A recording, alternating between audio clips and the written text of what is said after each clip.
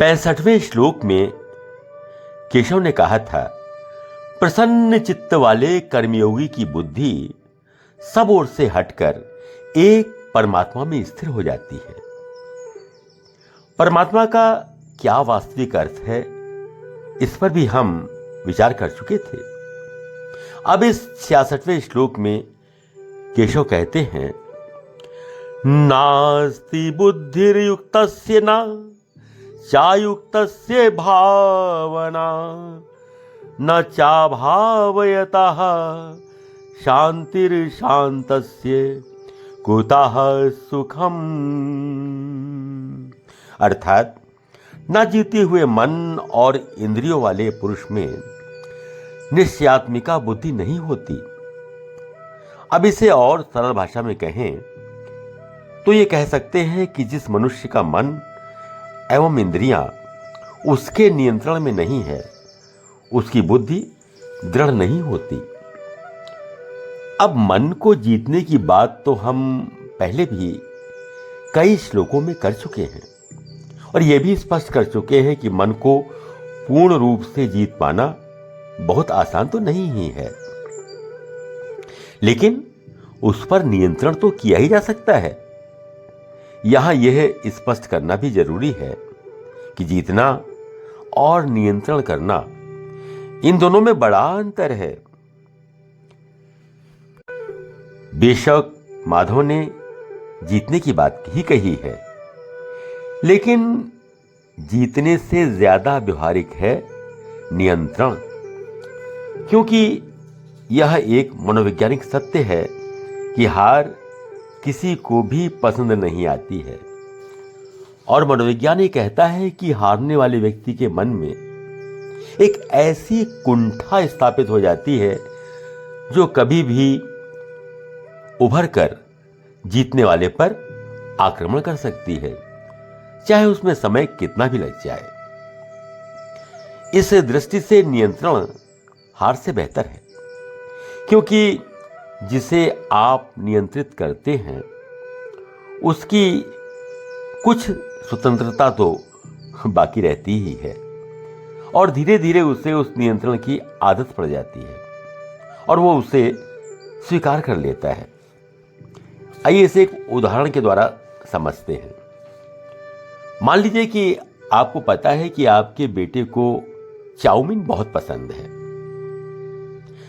लेकिन आप ये मानते हैं कि चाउमीन का अधिक सेवन उसके स्वास्थ्य पर बहुत गलत असर डालेगा। अब अगर आप बड़े ही कठोर स्वर में उसे आदेश देते हैं कि कल से उसे चाउमीन नहीं खानी है, तो क्या होगा? आपका बेटा यदि वो बेहद आज्ञाकारी और पितृभक्त है तो छोड़ तो देगा, लेकिन चेतन और अचेतन स्तर पर उसके मन में आपके प्रति आक्रोश पैदा होगा। साथ ही चाउमीन न खाने के कारण उसका मन खराब होगा। संभव है कि उसका मन अब पढ़ने में बिल्कुल न लगे और सामान्य दिनचर्या में भी उसका मन उस दिनचर्या से उचाट हो जाए और हल्का हल्का सा डिप्रेशन भी उस पर असर करने लगे। अब अगर मान लीजिए कि वो इस सीमा तक पितृभक्त और आज्ञाकारी पुत्र नहीं है, तो क्या होगा? तो या तो वो विद्रोह कर देगा, और अगर उसमें इतना साहस नहीं है तो वो छुप छुप कर चाउमीन खाएगा। अर्थात आप उसकी चाउमीन खाने की आदत पर विजय प्राप्त करके भी कहीं ना कहीं उसका, और क्योंकि आप उसके पिता हैं तो अपना भी नुकसान तो करेंगे ही। अब इसके विपरीत अगर आप उससे कहते हैं कि बेटा, चाउमीन में कुछ ऐसे रसायन डाले जाते हैं जो पेट को और आंतों को नुकसान पहुंचाते हैं, और तुम खुद सोचो अगर इसी तरह तुम चाउमीन खाते रहे तो क्या होगा? मैं तुम्हें मना नहीं करता, लेकिन इस आदत पर थोड़ा सा कंट्रोल तो तुम कर ही सकते हो। हफ्ते में 2-4 बार खा लो तो कोई बात नहीं, और मैं ऐसा करूंगा कि इसका सामान ला दूंगा तो तुम्हारी मम्मी घर पर ही बना देगी।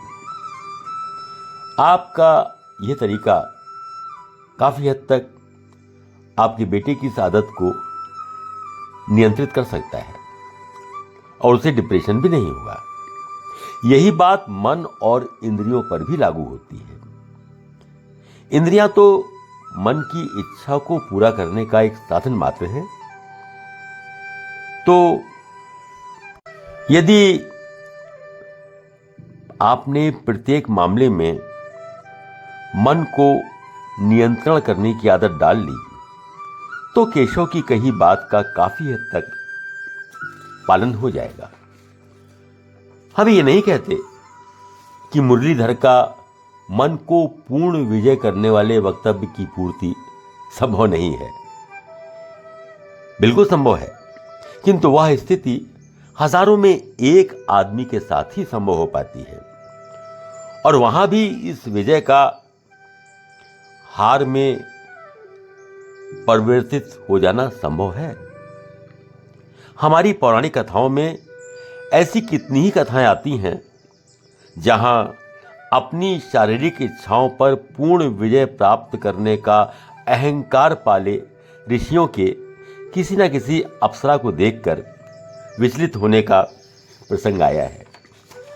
तो यदि हम अपने मन पर नियंत्रण करने का अभ्यास करना शुरू कर दें तो बुद्धि के निश्चयात्मक होने की ओर हमारे कदम स्वतः बढ़ते चले जाएंगे। अब यहां एक शब्द और आया, निश्चयात्मक। निश्चयात्मक बुद्धि अर्थात दृढ़ बुद्धि, अर्थात सही या उचित निर्णय लेने वाली बुद्धि। अब एक प्रश्न स्वाभाविक रूप से उठता है कि यह बुद्धि आखिर है क्या? बुद्धि का सामान्य अर्थ है सोचने समझने और सोच समझकर उचित निर्णय लेने की क्षमता। यह बुद्धि हर व्यक्ति में होती है, हर प्राणी में होती है और जन्म से ही होती है, लेकिन बड़े सूक्ष्म रूप में धीरे धीरे इसका विकास होता है। बालक आग से नहीं डरता क्योंकि उसे आग नुकसान करेगी इसका ज्ञान ही नहीं होता। अब जैसे जैसे वो बड़ा होता है उसे पता लगता है, उसको ज्ञान होता है कि आग नुकसान करती है, वो इससे परिचित होता जाता है और तब वो उससे डरने लगता है। यही स्थिति अन्य क्षेत्रों में भी होती है। जितना सोचने समझने की क्षमता बढ़ेगी उतनी ही बुद्धि विकसित होगी और उतना ही उचित निर्णय ले पाएगी। अब मन का नियंत्रण इस बुद्धि को दृढ़ करता है। अब यहां प्रश्न यह उठ सकता है कि मन के नियंत्रण का भला बुद्धि के दृढ़ होने से क्या संबंध है? आइए इसे एक छोटे से उदाहरण से समझते हैं। मान लीजिए कि आप मार्केट में गए, सामने दुकान पर एक सुंदर साड़ी नजर आई, आपकी नजर उस पर पड़ी, मन ने कहा इसे खरीद लो। आप दुकान के अंदर गए, साड़ी का दाम पूछा, पता लगा 5,000 रुपए। अब मन तो साड़ी में रम ही गया था। आपने तुरंत सोचा चलो खरीद लेते हैं। जेब में हाथ डाला तो मात्र 2,000 रुपए। दुकानदार भाप गया, बोला पैसे आते रहेंगे, अरे आप साड़ी ले जाइए बस। आपने कहा अच्छा ठीक है पैक करवा दीजिए। अब सोचिए ऐसा क्यों हुआ? क्योंकि उस समय आपकी बुद्धि आपके मन के नियंत्रण में थी। आपको एक बार भी यह ख्याल नहीं आया कि वो 2,000 रुपए तो आप बिजली का बिल भरने के लिए निकाल कर लाए थे, और ना ही आपने ये सोचा कि अभी पिछले हफ्ते ही तो आपने 2 साड़ियां खरीदी थीं जो अभी अनपैक रखी हुई हैं। और ये सब क्यों हुआ? इस कारण हुआ कि आपका मन आपके नियंत्रण में नहीं था। यदि मन नियंत्रण में होता तो बुद्धि जागृत रहती और आप तुरंत सोच लेते कि अभी इस साड़ी की कोई जरूरत नहीं है और ये 2,000 रुपए तो किसी और काम के लिए है। आइए अब इस चर्चा को आगे बढ़ाएंगे, लेकिन अगली कड़ी यानी 42वीं कड़ी में बहुत बहुत धन्यवाद।